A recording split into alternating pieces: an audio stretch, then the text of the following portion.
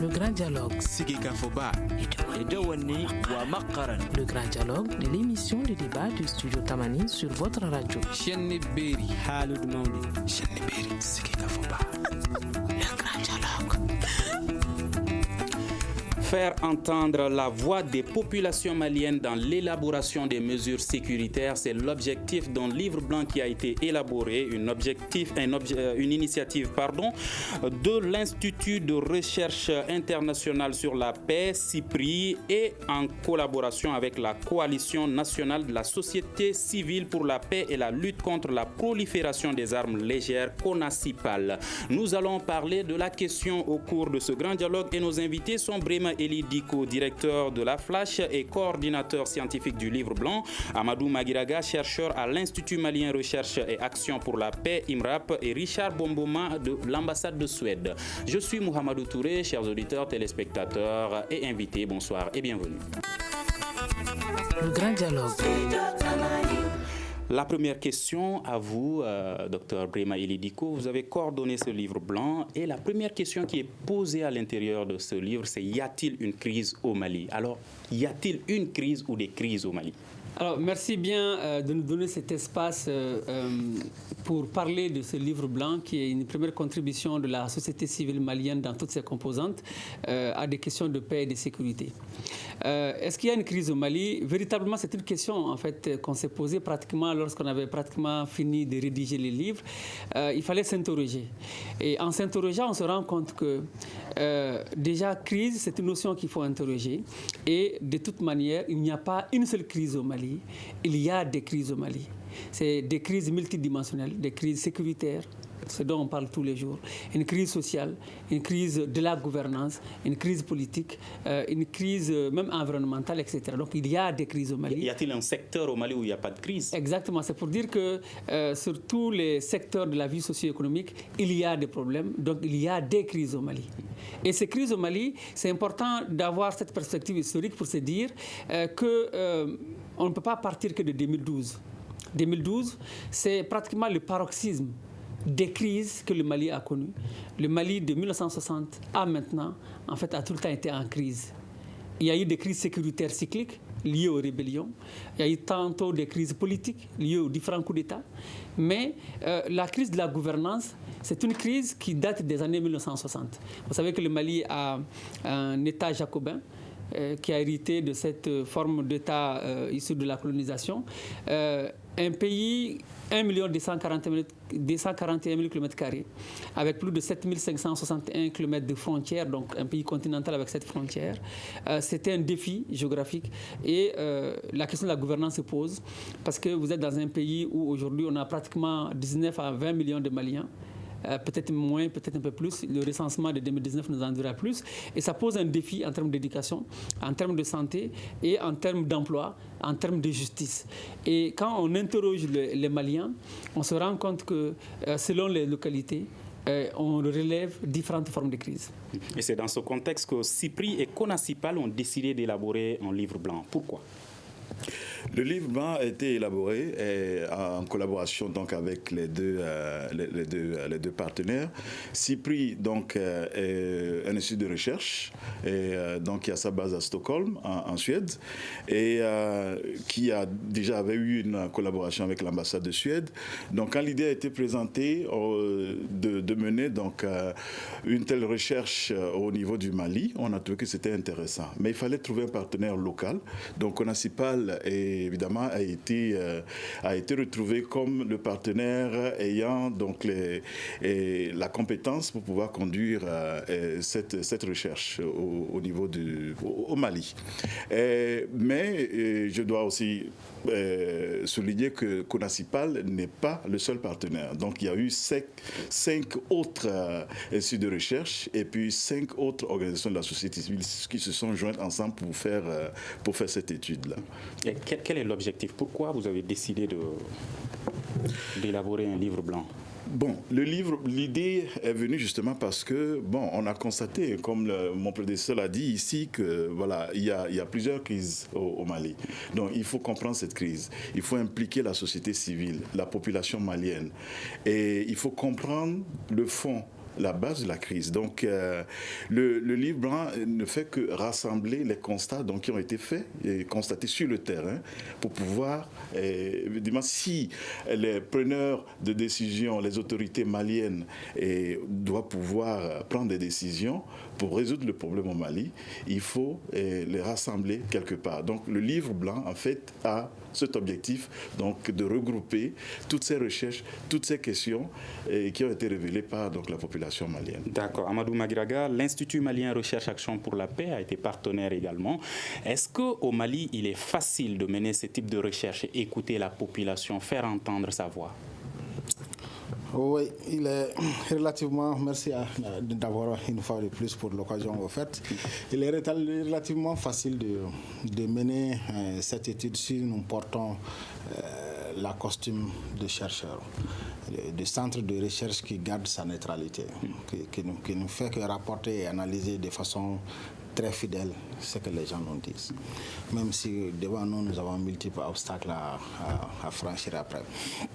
Parce que ce que nous avons fait à travers cette étude, c'est avoir une sorte de, moi je n'ai même pas parlé de livre ou de rapport, mais un document de travail. Un document de travail qui aide à éclairer la prise de décision des décideurs qui soient du côté étatique ou des partenaires même internationaux, qui souvent n'ont pas forcément le temps ou l'opportunité de s'asseoir dans une case à côté d'une ménagère devant ses affaires pour écouter la population. Donc nous avons fait ce travail pour faire remonter, comme quelqu'un le dit quelque part, la voix des sans-voix auprès des décideurs nationaux et internationaux. D'accord, Brema Elidiko, quelles sont les conclusions de ce livre blanc? Alors, il y a plusieurs conclusions. Déjà, une des conclusions qu'on peut retenir, c'est que selon les différentes zones géographiques du Mali, il y a des préoccupations différentes. Et ces préoccupations sont souvent en déphasage avec les réponses apportées par l'État et ses partenaires. Le Mali, comme le Sahel, le Mali est un laboratoire de stratégies. Au Sahel, il y a 18 stratégies Sahel avec beaucoup plus de réponses militaires. Et lorsqu'on a analysé les perceptions, donc cette perspective des populations, on s'est rendu compte qu'il y a un décalage, un fossé entre la définition des populations de la sécurité ou de ce qui serait l'insécurité et la définition institutionnelle et de l'État donc avec ses partenaires. Ça, c'est une des premières conclusions. L'autre conclusion à laquelle on est parvenu, c'est que selon qu'on soit géographiquement dans les régions du centre ou dans les régions du nord ou au sud, ce n'est pas les mêmes préoccupations. Donc si ce n'est pas les mêmes préoccupations, les recommandations doivent être régionalisées. Et ensuite, on s'est rendu compte que les populations, dans un contexte de faible présence de l'État, de vide, à un moment donné, ont pris des initiatives locales et individuelles en matière de paix et sécurité. Donc ces initiatives ont été documentées. On s'est rendu compte que aussi les mécanismes traditionnels de prévention et gestion de conflits ont existé. Certains sont déjà usités, mais néanmoins, il y a des évolutions. Donc on arrive à une évolution de ces mécanismes pour pouvoir s'adapter en fait à la réalité actuelle. Et donc finalement, on se rend compte que les populations ont quelque chose à dire lorsqu'elles sont consultées. Elles ont des initiatives et elles ont envie d'être considérées comme étant des actrices et pouvant en tout cas résoudre les différentes crises auxquelles le Mali fait face. Mais qu'est-ce qui empêche donc cette collaboration qui est jugée difficile selon certains observateurs entre population et forces de défense et de sécurité par exemple? Alors, ce qui rend ça difficile, c'est déjà le déficit de confiance qui avait été souligné par l'IMRAP dans ses différents travaux, Obstacles pour la paix, l'autoportrait du Mali. Donc l'IMRAP qui a bien voulu participer en tant que centre de recherche aussi à ce travail, c'est le déficit de confiance. Ce déficit de confiance s'explique par différents facteurs. C'est qu'on avait une définition classique de la sécurité qui serait l'apanage des forces de défense et de sécurité. Or, la menace en fait a changé. L'ennemi n'est plus facile à percevoir. Ce n'est écrit sur le front des personnes que c'est lui le terroriste, le bandit, etc. Et donc, il y a d'abord ce problème. Ensuite, certaines personnes relèvent que lorsqu'elles dénoncent qu'il y a des risques attentatoires en fait, à leur vie. Et donc tout cela les décourage un peu. À cela s'ajoute le fait que souvent, certaines personnes estiment que lorsque vous faites appel au FDS, qu'elles reviennent trop en retard ou ne viennent pas du tout, etc. Donc c'est comme s'il y a, de ce point de vue, en tout cas un jugement qui est perçu comme étant négatif envers tout ce qui représente l'État. D'accord. À travers ce livre blanc, vous avez pu également citer 5 problèmes les plus graves du nord au centre et au sud. Est-ce que vous pouvez nous en parler? Les 5 problèmes les plus graves. Bon, c'est comme au niveau des autorités, c'est-à-dire il y a un manque de la présence des autorités sur place. Il y a aussi ce que nous appelons donc le contrat social, c'est-à-dire au niveau de la population et au niveau aussi des autorités, bien sûr, il y a un problème de redevabilité qu'on constate. Il y a un problème socio-économique qu'il faut constater aussi. Et même dans les régions où il n'y a pas de présence militaire, on manque aussi des infrastructures. Donc il y a tout un manque d'atouts qu'il faut à la population pour pouvoir subvenir à ses besoins. Et c'est toutes les recommandations, en fait, ces problèmes qui ont été révélés, auxquels donc nous allons nous référer maintenant dans ce livre blanc et voir comment pouvoir justement combattre tous ces problèmes-là entre partenaires techniques et financiers que nous sommes et pouvoir aussi bien sûr présenter ça au gouvernement et voir comment on peut ensemble résoudre les problèmes qui ont été révélés. D'accord. Monsieur Magiraga, ce n'est pas le premier livre, comment il s'appelle, Brema Elidiko en a cité un tout de suite que l'IMRAP avait déjà proposé. Est-ce que ces livres sont bien accueillis par les autorités? Est-ce que ça sert généralement? C'est ça. Il a bien parlé du grand programme Agenda pour la paix qui continue avec l'autoporteur du Mali. Et à la suite de ça, nous sommes intéressés à cette question de relation de collaboration ou de confiance entre les forces de défense et de sécurité et la population. Pour pouvoir mener de telles études, vous en conviendrez avec moi qu'il faut une adhésion des autorités. Parce que si tu veux faire une étude dans une région comme Sikasso ou Akaï, la première question que le commandant de brigade de la gendarmerie va te poser, est-ce que mon légionnaire à Akaï est au courant? Si tu abordes le légionnaire, la première question qu'il te pose, est-ce que le DG à Bamako est au courant, ainsi de suite.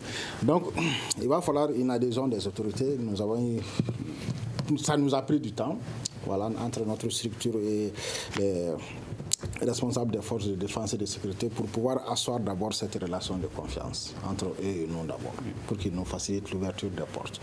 Heureusement, c'est le lieu de les remercier, d'être reconnaissant envers eux, que partout où nous sommes passés, on n'a pas eu d'obstacle majeur par rapport à l'accès aux hommes pour qu'ils parlent. Maintenant, quand quelqu'un accepte de parler à une étude de façon très ouverte, votre responsabilité en tant que chercheur est engagée. Nous avons la responsabilité de construire le peu de paix que nous avons, mais aussi de ne pas détruire la personne qui a accepté de parler. Donc, loin de nous l'idée de censurer les propos des personnes, mais on faisait le devoir d'avoir cette balance. Chaque fois que la population a des récriminations sur une force quelconque, quelle que soit la police, la gendarmerie ou la garde nationale, nous faisons l'effort de prendre cette récrimination pour venir voir ça avec les responsables de la force concernée, pour dire, monsieur le DG de la police, écoute cette vidéo de 5 minutes, voilà ce que la population malienne pense de votre structure. C'est une occasion pour lui aussi de nous dire sa perception. Nous, étant un centre de recherche, voilà, on fait l'analyse seulement et on tire les leçons, les conclusions. Mais ce que je voulais dire, c'est que dans toutes les émissions, dans toutes les grandes rencontres, on parle de la crise de 2012, comme l'a dit le docteur, mais on a du mal à situer ça un peu dans l'histoire. Bien avant l'arrivée du colon français chez nous, ici, on avait nos grands empires. On avait des gens qui étaient responsables de la sécurité des populations. Ces premiers chasseurs ont aidé à construire un certain nombre de types de relations entre eux et les populations. Après, le colon français est venu avec ses armes. Ça a installé un autre climat de confiance. Après le départ du colon français, on a eu les régimes socialistes de Modibo qui nous a aidé aussi à créer un autre type de relation de confiance. Modibo est parti, nous sommes dans le régime de Moussa Traoré. C'était un autre type de conscience. L'avènement de la démocratie, on a dit voilà, les militaires, ça ne sert plus à grand-chose, c'est les politiques qui commandent maintenant. Ça nous a aidé aussi à créer encore d'autres relations. jusqu'à 2012 avec l'occupation des 3 régions du Nord qui nous a aidé aussi à... Donc, tu vois, non? Donc, on est...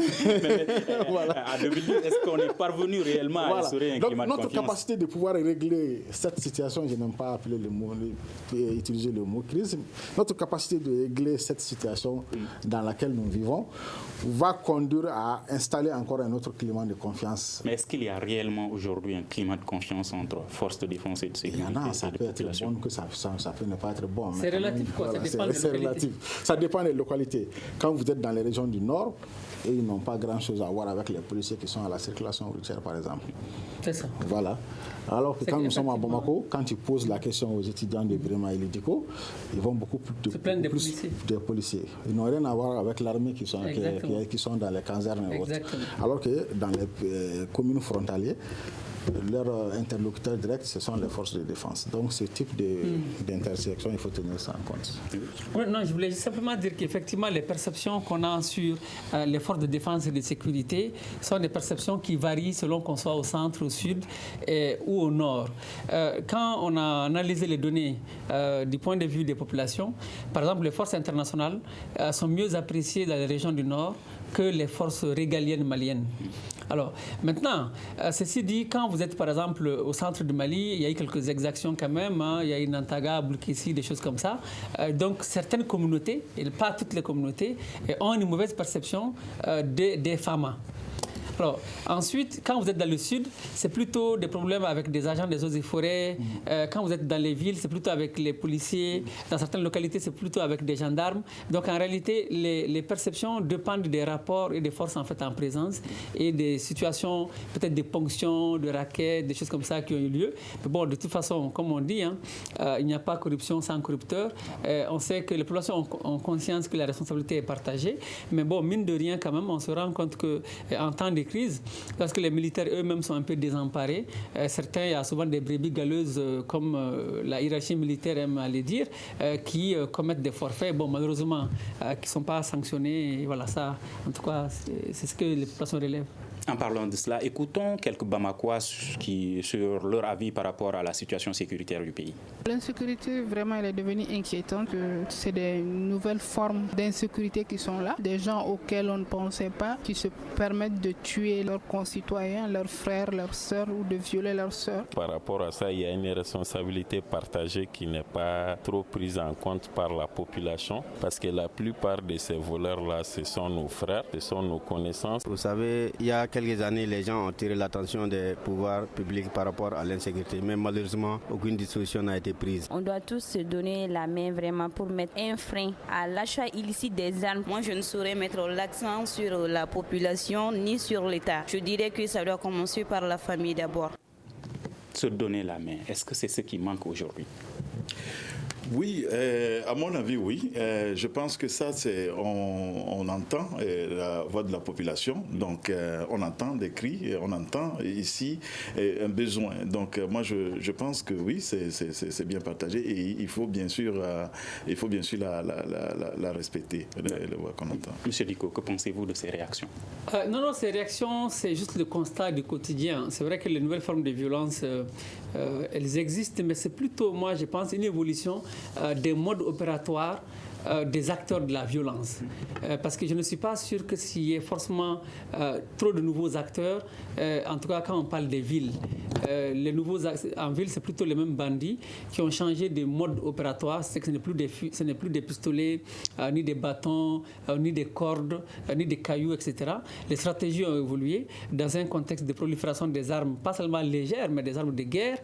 Vous avez vu récemment, on avait arrêté un jeune au golfe à Bamako avec un taxi rempli en tout cas des kalachnikovs, des choses comme ça. Donc là, il y a des armes de guerre qui circulent et lorsque les forces qui doivent assurer la sécurité, la police, la gendarmerie, tout ça aussi ne sont pas suffisamment outillés, n'ont pas forcément les moyens logistiques pour y faire face, il va sans dire que bon, on évite les quartiers chauds et que bon, de temps en temps, il y a quelques opérations qui marquent un peu les esprits, mais le fond reste parce que les armes, ça circule et c'est ce qui fait que la violence atteint des proportions nouvelles. Et à cela s'ajoute le fait fait que l'institution judiciaire, quand même, elle est décriée, que les gens ont l'impression qu'il y a une justice, en tout cas à deux vitesses. C'est ce qui ressort des enquêtes dans les différentes régions. Et donc, la justice est véritablement indexée. Les gens le disent clairement, il ne saurait y avoir de paix sans justice. Et donc, lorsque les gens ont le sentiment que la justice conventionnelle n'arrive pas à rendre le droit, et donc, d'une certaine manière, que certains juges, entre guillemets, sont justes du point de vue des populations, et que les mécanismes traditionnels eux-mêmes sont dépassés par la situation, ben, qu'est-ce qui reste? Et les gens ont tendance à se rendre eux-mêmes justice. Vous l'avez dit, les perceptions et les attentes sont différentes du nord au centre jusqu'au sud. Si on va étape par étape, quelles sont les perceptions, par exemple, au nord du pays à propos par rapport de l'insécurité? Alors, en fait, au nord du pays, il y a un sentiment, de mon point de vue, pour beaucoup de populations, que les forces maliennes qui doivent assurer la sécurité n'arrivent pas en fait à juguler l'insécurité. Et que bon, les forces internationales aussi n'arrivent pas à le faire. Et donc, on fait le constat que l'insécurité de 2012 à maintenant, c'est pire qu'en 2012. Même au nord? Même au nord. C'est-à-dire qu'il y a eu beaucoup d'attaques. Vous vous souvenez ce qui s'est passé à Tombouctou, ce qui s'est passé à Tarkint il y a 48 heures ou 72 heures. Et donc, il y a des braquages sur les routes. Vous prenez l'axe Douanzan-Gao, au niveau de Boni, il y a eu beaucoup d'attaques. Donc, il faut des patrouilles. Donc, les gens se voient que l'insécurité atteint des proportions. On a même vu des personnes qui ont volé des vaches, qui achètent des armes, etc. Donc, malgré la présence des forces internationales, malgré la présence de G5 Sahel, malgré la montée en puissance, entre guillemets, de l'armée malienne, que l'insécurité, en tout cas c'est le quotidien. Mais de toute façon, on préfère les forces internationales parce que, bon, quand vous prenez la MINUSMA, elle est un peu réputée parce qu'elle fait des actions humanitaires, des forages, des pompes, des choses comme ça, ou des réhabilitations de commissariats, avec surtout le transport aérien, des choses comme ça. Donc, de ce point de vue, pour des actions humanitaires, cette MINUSMA-là est perçue. Par contre, quand on prenait Barkhane pour les régions du Nord, elle est perçue comme étant une force un peu très contrôlée par la France, qui ne rend pas compte en fait à l'état-major du Mali, des choses comme ça, même si les gens signalent quelques cas de collaboration avec les FAMA. Donc on se dit, mais bon, ils sont tous là, pourquoi à un moment donné, l'administration ne change pas de mandat pour être un mandat beaucoup plus offensif, qui ne soit pas seulement des forces toujours attaquées, parce qu'il faut quand même, il faut le rappeler, la MINUSMA, c'est la mission la plus meurtrière des Nations Unies, depuis sa création, avec plus de 172 personnes qui ont perdu la vie. Alors quand vous allez dans les régions du centre, là c'est beaucoup plutôt l'armée malienne qui est décriée, qui est considérée comme étant celle qui d'ailleurs d'une certaine manière envenime la situation, qui fait beaucoup plutôt de la sous-traitance de la sécurité en s'appuyant tantôt sur des milices au niveau de Kimasina ou sur des milices au niveau des trois cercles de Gaulle. Mais là encore une fois on est dans les perceptions, cela reste à démontrer. Dans le sud, les gens seulement signalent le fait qu'il y a des risques, qu'il y ait un glissement de l'insécurité vers le sud, parce que du nord on a vu un glissement vers le centre, et du centre, on a vu souvent des attaques dans le Sahel occidental, et puis des attaques à Fakola, Misseni, Kolonjeba, qui est le sud, avec des attaques à Bamako. Donc les gens ont peur que les mines d'or ne deviennent des nouveaux foyers de l'insécurité. Qu'est-ce que les autorités donnent comme réponse généralement par rapport à ces perceptions, par exemple quand l'armée malienne est accusée? Bon, moi, j'ai eu l'occasion de discuter à plusieurs reprises par les plus hautes autorités, surtout militaires, même sécuritaires, par rapport à cette question. Ils ont leur avis à dire là-dessus. Mais tout ce que je sais, c'est que... Mais qu'est-ce qu'ils disent généralement? Ils ont, par exemple, par rapport au fait que les gens accusent, par exemple, l'armée d'exaction ou de violation des droits de l'homme ou autres, c'est difficile de faire la comparaison entre une armée régalienne nationale et une mission. Que ce soit ECAP Sahel, la MINUSMA, EITM. Le G5 Sahel, on peut la considérer comme étant une force. Mais ces trois premières forces, ECAP Sahel Mali, EITM, MINUSMA, sont des missions. Ce sont des agents qui sont en mission. Ce ne sont pas des forces armées. Par contre, Barkhane est un détachement de l'armée française. Le G5 Sahel, c'est une constitution, on peut la considérer comme... Donc, comparer ces forces qui sont là souvent de façon temporaire, qui viennent, qui repartent, à une armée régalienne qui est installé, qu'il pleuve, qu'il neige, l'armée malienne ne va pas bouger, va être difficile. Il a parlé des petits projets, dont ces forces étrangères se font accompagner par des petits projets pour avoir effectivement l'adhésion des populations en leur cause. C'est ce qui fait que souvent, parce que l'armée malienne, elle vient souvent, c'est seulement dans la région de Tombouctou et dans la région de Gao où j'ai vu des officiers ACM, des officiers action civilo-militaire. À Kaï, il n'existe pas. Dans les autres régions, ça n'existe pas. Donc, de plus en plus, les populations ont tendance à apprécier ces forces étrangères par rapport à l'armée malienne. Mais par rapport aux exactions et par rapport aux trucs... Avant cela, est-ce que cela veut dire que selon vous, l'armée malienne devrait s'impliquer dans les actions humanitaires? Voilà, l'une des recommandations, c'était même d'institutionnaliser les actions civilo-militaires. Parce que l'exemple de Tombouctou et de Gao a très bien marché. Nous étions à Tombouctou, je pense, il n'y a pas une année, où nous avons pu organiser des espaces de dialogue entre les forces de défense et de sécurité et les populations, où on a eu des vieilles personnes qui nous ont dit, et je suis à Tombouctou il y a plus de 50 ans, mais c'est ma première fois d'être autour d'une même table que le commandant des zones de la région de Tombouctou, par exemple. Donc, moi, je suis... Des actions de rapprochement. Voilà, des actions de... Moi, je suis beaucoup plus proche, plus favorable pour des actions de rapprochement telles que prévues par l'accord. Mais c'est bien de conseiller, c'est bien de dire aux autorités d'ouvrir les portes, mais de l'autre côté, il faut parler à la population civile aussi. Okay. Parce que quand je disais de garder notre costume de chercheur, de neutralité, c'est ça. Le tort ne revient pas seulement qu'aux forces de défense et de sécurité. Nous, population civile, nous avons notre part de responsabilité dedans. Et quelles peuvent être les différentes... Donc, nous avons notre part de responsabilité dedans. Quelqu'un le disait quelque part que l'insécurité, elle a changé de figure. Autrefois, on connaissait la position de l'ennemi, on partait le chercher. Mais cette fois-ci, c'est nous qui hébergeons l'ennemi chez nous. Donc, nous avons joué notre partition dans ce qui se passe. Donc, pour résoudre ce problème, il faut qu'on soit conscient que ce problème ne sera pas résolu sans notre participation. C'est ce que nous avons voulu faire à travers l'élaboration de ce livre blanc, pour proposer quelque chose de concret. Parce que quand vous venez à une table de discussion avec les autorités, il faut venir avec une proposition concrète. Et c'est ce que nous avons fait à travers ce livre blanc-là.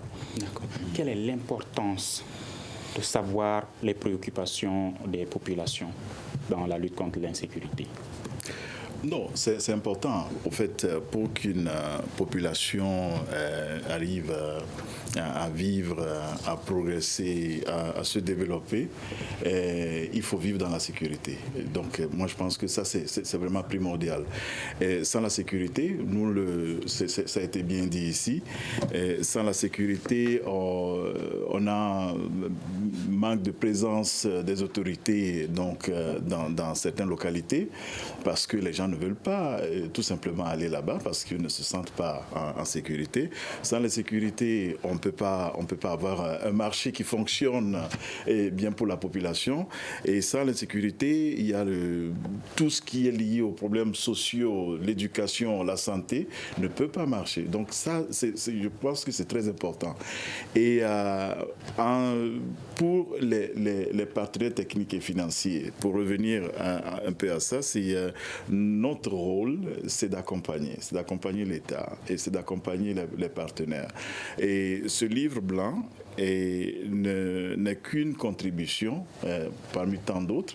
Et je pense qu'avec ce livre blanc qu'on a sous nos mains aujourd'hui, on va pouvoir identifier certaines actions justement, qui va aider aussi bien l'État, les preneurs de décision, les autorités à trouver des solutions pour combattre l'insécurité. D'accord. Dr Brema Ilidiko, vous l'avez dit, tous les secteurs sont en crise au Mali. Alors, quelles sont les priorités sécuritaires pour les populations locales?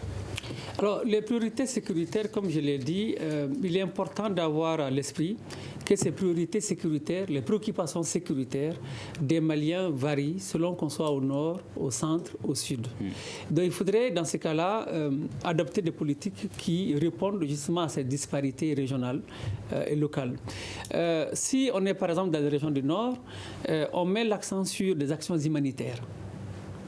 Voilà, donc c'est ce qu'on propose. Et quand vous lisez le livre blanc, vous voyez qu'à partir de la page 30 déjà, il y a des choses. Après, dans les régions du Nord, on met l'accent sur les engins explosifs, ce qu'on appelle les IED, il me semble, parce qu'il y a beaucoup d'engins explosifs qui se retrouvent ça et là sur les routes. Et vous avez même vu qu'il y a un véhicule qui quittait le Burkina et qui avait sauté aux environs de Hombori et qui avait fait beaucoup de morts. Donc sur l'axe Bamako-Douazan-Gao, il y a eu beaucoup de véhicules. Sur l'axe Menaka aussi, Gao, Ansongo, il y a eu des choses. Et Ansongo, Gao aussi, etc. Donc il y a toujours des choses comme ça. Et ensuite, essayer de s'occuper de cette question de la violence, des violences basées sur le genre. Parce que vous savez, dans les régions du Nord, il y a eu beaucoup d'atteintes, en tout cas à l'intégrité physique des personnes. Il y a eu beaucoup de cas de viols, de violences, des personnes pratiquement marquées au fer, des viols collectifs. Il faudrait prendre en question ces préoccupations.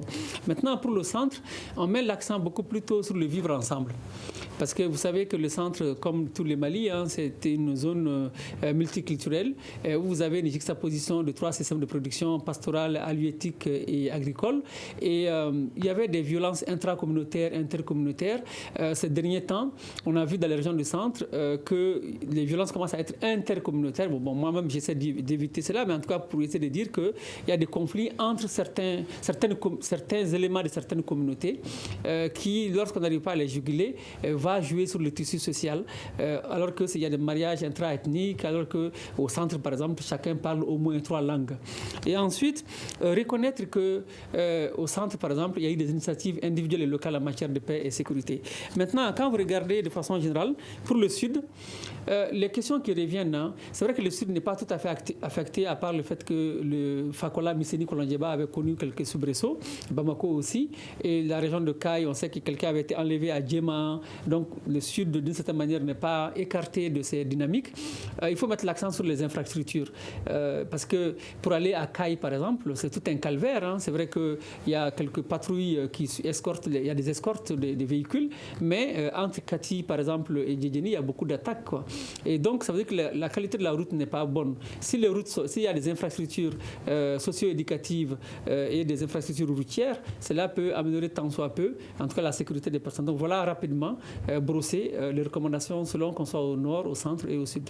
D'accord. L'État n'est pas présent partout. Alors, la population, le citoyen lambda, se sent-il mieux en sécurité avec les forces armées maliennes, les milices ou encore même les groupes armés? Comme vous l'avez dit, la sécurité, d'abord, c'est une question de sentiment. On se sent soit en insécurité ou en sécurité. Je ne dirais pas que les populations se sentent en sécurité avec X ou Y. Mais ce que je sais, que précisément dans la région de Tombouctou, les gens ont la nostalgie de autrefois. Ouais, de autrefois. Qu'est-ce qui les manque? Autrefois, pendant l'occupation, tu pouvais garer ta moto avec sa clé devant la porte. Voilà, demain matin, tu viens, tu retrouves ta moto sur place. Maintenant, il y a l'armée malienne, il y a Barkhane, il y a toutes les forces du monde à Tombouctou. Voilà, l'insécurité, elle est toujours là. Donc, comment expliquer ça? Quand j'ai posé la question aux autorités maliennes sur place, ils me disent, Magaraga, écoute, c'est facile à comprendre. Parce que quand les djihadistes étaient là, le jeu était clair. Tu voles la moto, on coupe ta main. C'était très clair. Donc, maintenant, avec la présence de multiples acteurs, le seul juge antiterroriste, il est basé à Bamako ici. Comment faire une procédure correcte et condamner la personne pour l'acte qu'il a commis. Lui-même a peur d'aller sur le terrain. Lui-même il a peur d'aller sur le terrain. Si tu prends une personne X, c'est la communauté internationale qui te parle des droits de l'homme, des droits humanitaires, de je ne sais pas quoi. Donc, ils disent c'est facile à tirer la conclusion. Mais ce que j'allais dire, si nous ne faisons pas attention, moi je suis Soninké, je suis de la région de Kaï. De plus en plus, mes grands frères à l'extérieur sont en train de nous dire merde. Merde parce que nous avons fait des années à investir dans l'éducation, dans la santé, dans l'eau pour notre pays. Pourtant, nous sommes dans le Sahel aussi, au même titre que les régions du Nord. Quand tu prends nos numéros du Sahel, quand tu prends la zone de Nara, Banamba, c'est exactement la même zone climatique que les régions du Nord. Mais les capacités de résilience des populations n'ont pas été la même. Notre diaspora, l'argent qu'il a eu à l'extérieur, a investi dans l'accès aux services sociaux de base. De l'autre côté, nos frères du Nord, l'argent qu'ils ont reçu au Nord, à l'extérieur, ont investi dans les armes. Et quand on se retrouve au pays, ceux qui ont investi dans les armes sont beaucoup plus écoutés que nous autres qui ont investi dans l'accès aux services sociaux de base. Donc si on ne fait pas... Veulent-ils changer d'avis aussi? Voilà, ils pensent qu'il va être mieux d'investir beaucoup plus dans les armes que dans les services sociaux de base, parce que l'arme, c'est le chemin le plus court pour se faire écouter. La principale cause, est-ce la pauvreté? Alors, il y a la pauvreté, nécessairement la pauvreté, oui, et la pauvreté sera une des causes toujours. Quand vous analysez les perceptions des Maliens sur l'ensemble du territoire, on se rend compte que la question de l'idéologie djihadiste vient pratiquement en 3e, 4e, 5e position. C'est-à-dire que les gens mettent l'accent sur ce qu'on appelle la gouvernance de façon générale, gouvernance de tout. Parce que, vous savez, un État est garant du bien-être collectif et individuel. Et la première chose qu'un citoyen attend de l'État, c'est sa sécurité. Et notre Constitution le garantit en son article 1er. C'est d'abord le droit à la vie tout court.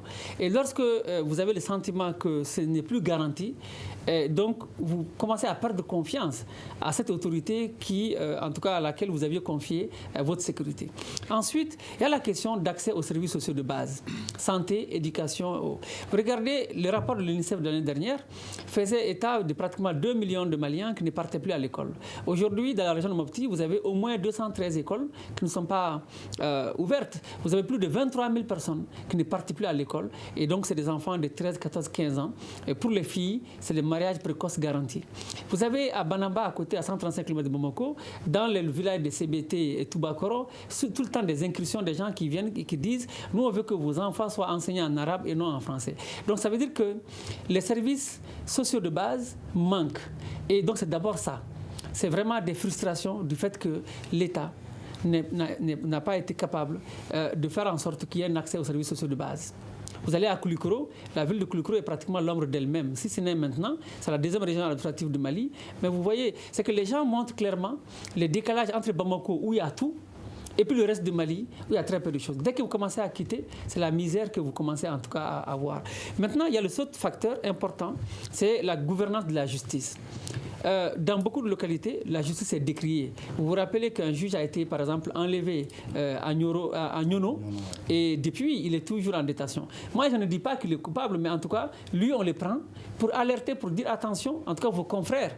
Nous, on a une dent contre eux. Vous regardez la liste des assassinats ciblés de 2012 à maintenant. Pour la plupart, c'est vrai qu'il y a eu des évolutions, des cas de règlement des comptes interpersonnels, mais c'était plutôt d'abord les représentants de l'État, les agents des eaux et forêts, les maires, les préfets, les sous-préfets, etc. Donc, ils sont inquiétés, en tout cas, qui sont obligés de fuir.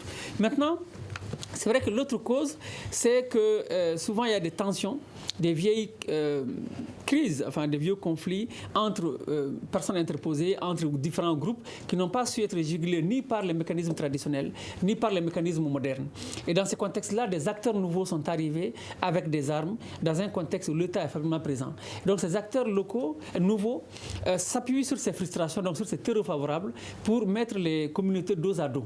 Donc les communautés elles-mêmes sont prises dans un jeu qui les dépasse. Donc ça, c'est aussi... Et à un moment donné, les gens vont adhérer à ces groupes-là, non pas parce qu'ils sont idéologiquement marqués, mais parce qu'adhérer au groupe, c'est avoir les moyens d'avoir des armes. C'est un facteur de protection de soi, de ses biens, de ses proches. Et donc, évidemment, dans ce lot, on trouve des personnes qui ont adhéré à des groupes d'obédience djihadiste parce que c'est des gens qui ont une connaissance littérale du Coran et non pas une connaissance en fait, des hadiths et autres. Justement, quelle est la perception des populations locales par rapport à la circulation des armes qui est devenue très facile selon certains ? Alors ça, de façon générale, les gens ne font que constater que les armes ont envenimé la situation et que les armes ont changé le mode opératoire des bandits et ont créé beaucoup plus de frustration et ont donné plus d'ampleur, en tout cas au nombre de victimes. Parce qu'avant, c'était des couteaux ou peut-être un fusil. Et là, les gens le regrettent. Mais pour autant, les populations c'est vrai que constatent qu'il y a plus d'armes, mais quand vous regardez les réponses elles-mêmes apportées par beaucoup de populations locales, notamment en termes de création de groupes d'autodéfense, là encore, ces mêmes populations s'arment et donc utilisent les mêmes armes et puis souvent tombent dans des travers que les groupes armés. En fait, la prolifération des armes, surtout des armes de guerre, a été beaucoup plus accentuée quand on a commencé de parler de DDR. C'est ça. Désarmement, C'est vrai. démobilisation, Voilà. réinsertion. On va braquer la porte d'un militaire à Gao. On ne prend pas sa moto, on ne prend rien de lui, on prend seulement son arme. C'est ça. Parce que de plus en plus, on réclame l'arme C'est pour ça. être éligible sur la liste. Donc, du fait, les grands trafiquants d'armes savent que le Mali est un pays où les gens en ont besoin. Ils viennent avec. Maintenant, pour acheter un fusil, il te faut, je ne suis pas trop expert, mais il te faut entre 400 et 600 000 francs.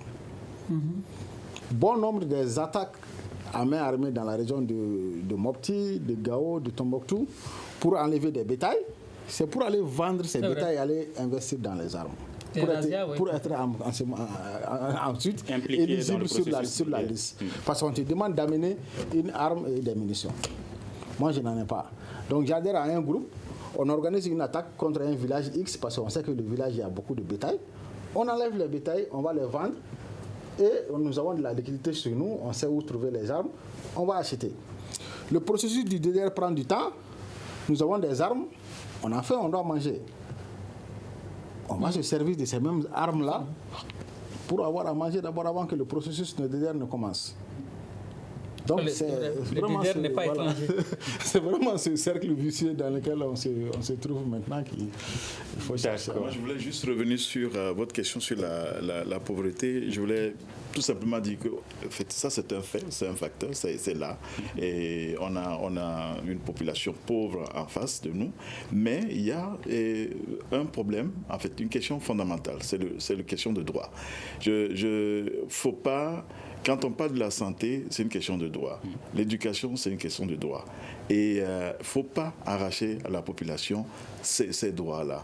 Parce que chaque population, chaque être humain a droit, n'est-ce pas, à sa dignité. Et je pense que ça, c'est très important. On peut bien vivre pauvre et ne pas avoir tous les moyens, mais on ne faudrait pas arracher à la population ses droits. D'accord. Mais comment vous allez utiliser maintenant les données du livre blanc et qui devrait les utiliser ?